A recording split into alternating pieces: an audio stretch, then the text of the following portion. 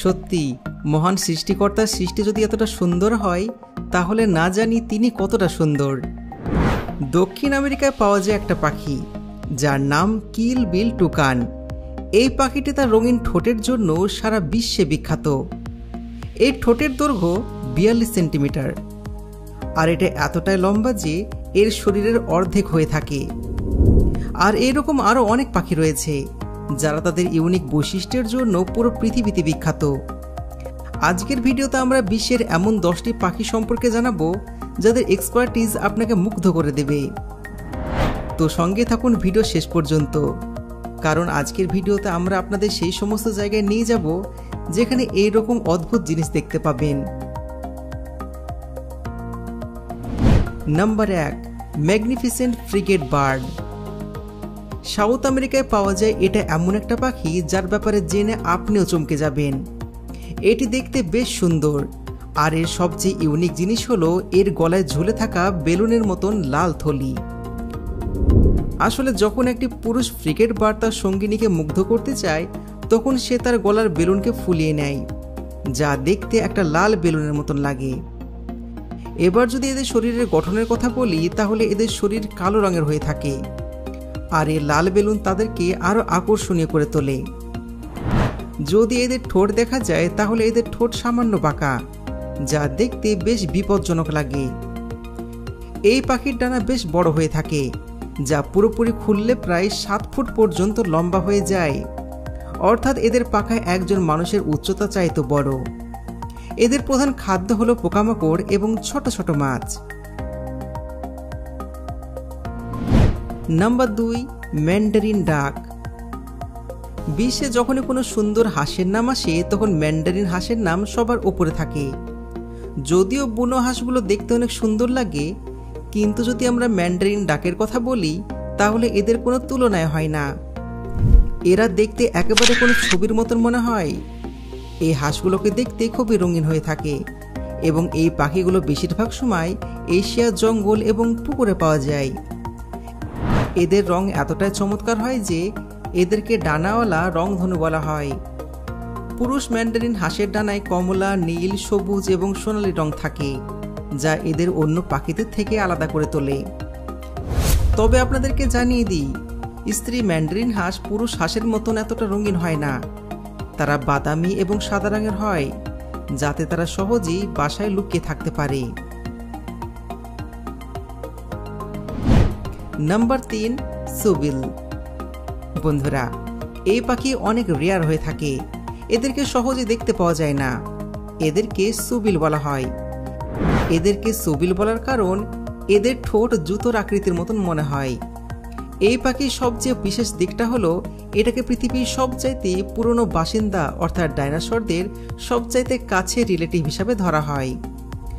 সুবিল পাখি তার বড় আকার এবং ভয়ঙ্কর ঠোঁটের জন্য পরিচিত। এর উচ্চতা প্রায় 5 ফুট পর্যন্ত হয়ে থাকে এবং এর ডানা এতটাই বড় হয় যে প্রায় 8 ফুট পর্যন্ত লম্বা হয়ে থাকে। এর সাথে এর ঠোঁট এতটাই শক্তিশালী হয় যে এটি বড় মাছ এবং ছোট সাইজের কুমিরকেও সহজে ধরতে পারে। সুবিল পাখি বেশিরভাগ সময় আফ্রিকার জলাভূমিতে পাওয়া যায়, বিশেষ করে সুদান এবং উগান্ডায়। এরা ওই জায়গায় থাকতে বেশি পছন্দ করে যেখানে পানি এবং কাদা বেশি পরিমাণ থাকে। এদের প্রধান খাদ্য হলো মাছ, সাপ এবং কাদায় পাওয়া ছোট ছোট জীব। এছাড়াও এদের আওয়াজ বেশ ভয়ঙ্কর হয়ে থাকে, যা বন্দুকের গুলি শব্দের মতন শোনায়।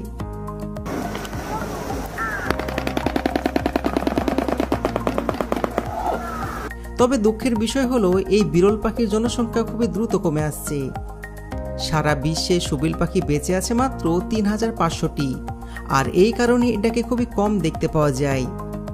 এই পাখি সংরক্ষণ কিন্তু অত্যন্ত জরুরি, যেন এই অসাধারণ জীবটি ভবিষ্যতে বিলুপ্তি হওয়ার হাত থেকে রক্ষা পায়। Number 4, Flamengo. এটি হলো ফ্লেমিঙ্গো, যাকে বাংলা ভাষায় রাজহাঁস বলা হয়। এই পাখির রং গোলাপি হয়ে থাকে, আর এই কারণে এরা দেখতে খুবই সুন্দর লাগে। এই পাখিগুলো বেশিরভাগ সময় নোনা পানি এবং গভীর হ্রদে পাওয়া যায়। এই পাখির সব থেকে খাস ব্যাপার এদের গোলাপি রং। তবে আপনাদেরকে জানিয়ে দিই, এদের শরীরে গোলাপি রং এদের খাদ্যের কারণে হয়ে থাকে। এই পাখি প্রধানত ছোট চিংড়ি এবং শ্যাওলা খেয়ে থাকে, যেগুলোতে ক্যারোটিনয়েড নামক একটা পিগমেন্ট থাকে, আর এই পিগমেন্টটি এদের শরীর এবং ডানা গোলাপি করে তোলে। এরা যদি অন্য ধরনের খাবার খায় তবে এদের রং বদলে সাদা হয়ে যেতে পারে। রাজহাঁস পাখির আরেকটি অনন্য বৈশিষ্ট্য হলো এটি এক পায়ে দাঁড়িয়ে থাকে।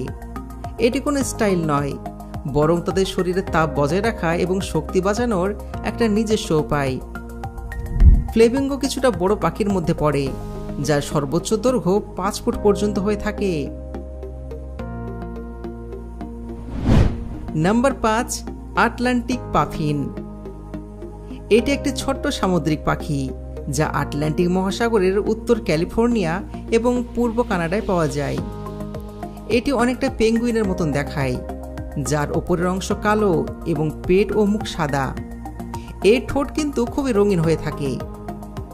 এই পাখিটি তার জীবনের বেশিরভাগ সময় সমুদ্রে কাটায় এবং এর বাসা পাথরের মাঝখানে হয়।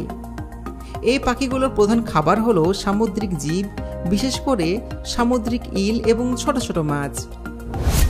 এরা যেরকম দ্রুত বাতাসে উড়ে তেমনি দ্রুত পানির নিচে সাঁতারও কাটতে পারে। কি মজাদার, তাই না? সত্যি মানতে হবে মহান আল্লাহ তাআলার সৃষ্টি কতটা সুন্দর।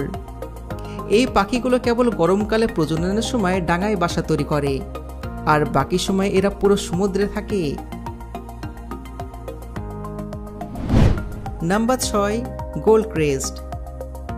গোল্ড ক্রেস্ট হলো ইউরোপের সবচেয়ে ছোট পাখি, যেগুলো রেগুলাস নামে পরিচিত। এটি খুবই ছোট্ট এবং মিষ্টি পাখি। ইউরোপে এটিকে পাখিদের রাজা বলা হয় এবং সম্ভবত এই কারণে প্রকৃতি এদের মাথায় একটি হলুদ রঙের মুকুট দিয়েছে। এই পাখিটি আপনার হাতে তালুর চাইতেও ছোট এবং এর দৈর্ঘ্য মাত্র 3.5 ইঞ্চি পর্যন্ত হয়ে থাকে, যা একটি পেন্সিল ব্যাটারির চেয়েও সামান্য বেশি। গোল্ড ক্রেস্ট প্রধানত পোকামাকড়, মাকড়সা এবং তাদের ডিম খেয়ে থাকে। এটি মূলত ইউরোপ, উত্তর আমেরিকা এবং এশিয়া জঙ্গলে পাওয়া যায়। Number 7, king of paradise. New Guinea জঙ্গলে পাওয়া এই পাখিটি যারা প্যারাডাইস বার্ডের প্রজাতির অন্তর্ভুক্ত। এই পাখিটি তার সৌন্দর্যের জন্য সারা বিশ্বে বিখ্যাত, যার মধ্যে তাদের ডানা এবং লেজের লম্বা পালক সবচাইতে বেশি আলোচিত। যদি আমরা এর ডানার কথা বলি তাহলে এদের ডানা কালো এবং হলুদ রঙের হয়ে থাকে। এই পাখির সবচেয়ে বিশেষ জিনিস হলো এর মাথায় থাকা দুটি লম্বা স্ক্যাল্প, যা দেখতে অনেকটা ফুলের গঠনের মতন, যা এর সৌন্দর্য আরও বাড়িয়ে তোলে। এই পাখি যখন ইচ্ছা তখন এই স্ক্যাল্পগুলোকে নড়াচড়া করতে পারে। এরা এর সাহায্যে তাদের সঙ্গিনীদের আকর্ষণ করে। এদের আকার প্রজাতি অনুসারে ভিন্ন হয়ে থাকে, তবে গড়ে এটি 15 থেকে 40 সেন্টিমিটার হয়ে থাকে, আর এদের গড় আয়ু হয়ে থাকে 5 থেকে 8 বছর। নাম্বার 8, ইনকোটান। এবার বন্ধুরা আমি আপনাদের এমন একটা পাখির সাথে পরিচয় করাবো যা মানুষের মতন গোপ আছে। এই সুন্দর পাখি দক্ষিণ আমেরিকার উপকূলবর্তী অঞ্চলে, বিশেষ করে পেরু এবং চিলিতে পাওয়া যায়। এর সাদা বাঁকানো গোপ এটিকে অন্য পাখির থেকে বেশ আলাদা করে তোলে। এর শরীরের রং ধূসর হয় এবং দুই দিকে সাদা গোপ থাকে, আর এর ঠোঁট এবং পা অরেঞ্জ কালারের হয়ে থাকে। এই পাখির গোপের গুরুত্ব কিন্তু অনেক বেশি। যখন ইনকোটান পাখির গোপ গজাতে শুরু করে তখন বোঝা যায় এটি প্রাপ্তবয়স্ক হয়ে গেছে। আমেরিকান বার্ড কনজারভেশন অনুযায়ী বিশ্বজুড়ে এদের সংখ্যা অনেক কম হয়ে যাচ্ছে। এদের সংরক্ষণের জন্য 2009 সালে পেরু সরকার গোয়ানা আইল্যান্ডে এবং কেসাপ ন্যাশনাল রিজার্ভে এদের বাঁচানোর জন্য একটা বিশেষ অভিযান শুরু করেছিলেন। তবে এখন এদের জনসংখ্যা কোনো বিশেষ বৃদ্ধি পরিবর্তন দেখতে পাওয়া যাচ্ছে না। Number 9, super bird of paradise. বন্ধুরা এটি এমন একটা পাখি যারা সারা বিশ্বে সুন্দর ডানা এবং চমৎকার নাচের জন্য পরিচিত। এই বিরল পাখিটি ওয়েস্টার্ন গিনি জঙ্গলে পাওয়া যায়। এই প্রজাতির মধ্যে স্ত্রী পাখির সংখ্যা কিন্তু খুবই কম, যার কারণে পুরুষ পাখি নাচের মাধ্যমে স্ত্রী পাখিকে আকর্ষণ করে। এই পাখিদের মধ্যে পুরুষ পাখি স্ত্রী পাখির চেয়ে অনেক বেশি সুন্দর হয়ে থাকে।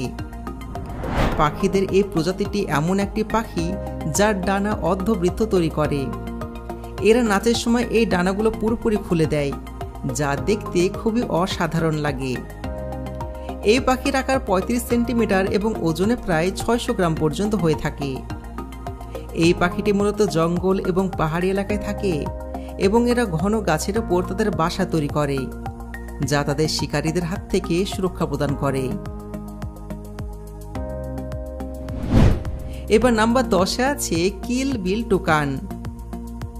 বন্ধুরা, পৃথিবীর সবচেয়ে অদ্ভুত পাখিদের তালিকায় 1 নম্বরে থাকবে কিল বিল টুকান। এদের ঠোঁটটি এদেরকে বিশ্বের সবচাইতে সুন্দর এবং অনন্য পাখি করে তোলে। এই পাখিটি মূলত দক্ষিণ মেক্সিকো এবং কলম্বিয়াতে পাওয়া যায়। এদের ডানা বেশ বড় হয়ে থাকে আর তার সাথে ভারীও হয়, যার কারণে এরা ওড়ার ক্ষেত্রে খুব একটা ভালো নয়। এই পাখির ঠোঁট বেশ বড় হয়ে থাকে এবং এদের ঠোঁট লাল, সবুজ আর হলুদ রঙের মিশ্রণে গঠিত। এই বিশাল ঠোঁটটা দৈর্ঘ্য 42 সেন্টিমিটার, যেটা তার শরীরের অর্ধেক। এই পাখি তার বড় এবং রঙিন ঠোঁট সঙ্গিনীকে মুগ্ধ করতে এবং নিজেদের রক্ষার জন্য অস্ত্র হিসাবে ব্যবহার করে থাকে। কিল বিল টোকান গাছে থাকতে পছন্দ করে এবং বেশিরভাগ সময় ফল, ছোট ছোট পোকামাকড়, এমনকি ছোট পাখির ডিমও খেয়ে থাকে।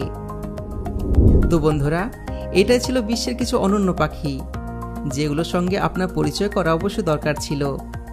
তবে এত কিছু দেখার পরও কি আপনার মনে হয় না মহান সৃষ্টিকর্তার রহমত অশেষ? তবে কি করছেন, মহান সৃষ্টিকর্তাকে সমর্পণ করুন এবং 5 ওয়াক্ত নামাজ পড়ুন।